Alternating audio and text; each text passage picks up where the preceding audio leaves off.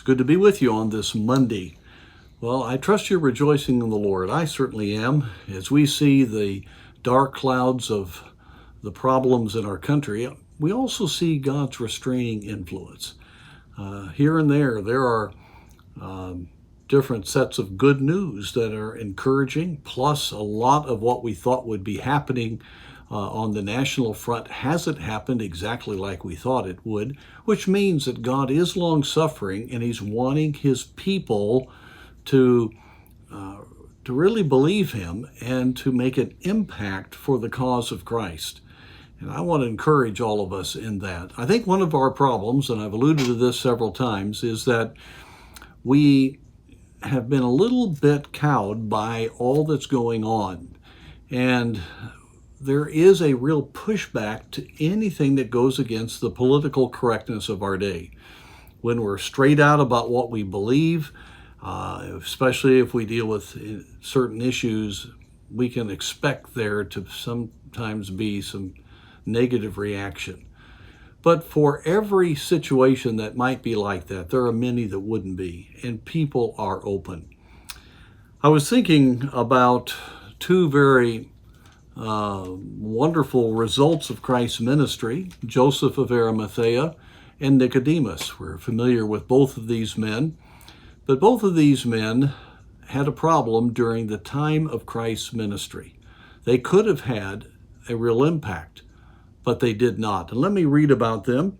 We find in chapter 12 in verse 42 of John, "Nevertheless, among the chief rulers also many believed on him, but because of the Pharisees they did not confess him, lest they should be put out of the synagogue.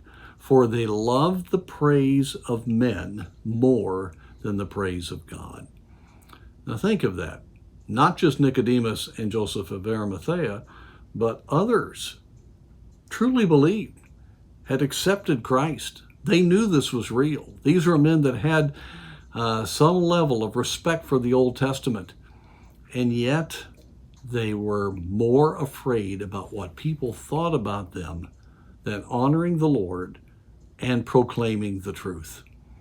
Nicodemus was responding to the Lord there in John chapter 3, and God had stirred his heart, and he was very much understanding what it meant to be born again. And we find him in another place asking the council to listen to what he was saying before they would condemn Christ. And then they, of course, mocked him, and that cowed Nicodemus, who was one of the most respected men of the day. And Joseph of Arimathea did not speak out. Now, it is a blessing that both of these men identified with Christ after his death. And Joseph of Arimathea put him in his own grave there by Jerusalem, and Nicodemus was with him. And so even before the resurrection, they showed their faith in who Christ was. But they missed having impact during that time of crisis. And friends, I believe so many times we're that way. We believe. We're excited about the things of God. But how often do we openly confess Him in this unsaved world?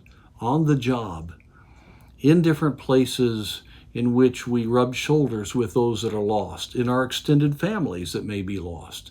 Those are high-pressure situations. And yet those people need to know Christ. And then just even getting out among folks that we don't know, letting them know about different ministries that we have, and then trying to witness to them. We have found ourselves in these last months in particular holding back on really identifying with Christ. Oh, may God use the example of these good men to challenge us not to love the praise of men, but to love the praise of God, and to be willing to speak forth the truth, whatever the cost. That's the way God's going to work. And God is long-suffering right now. Let's take advantage of the open door.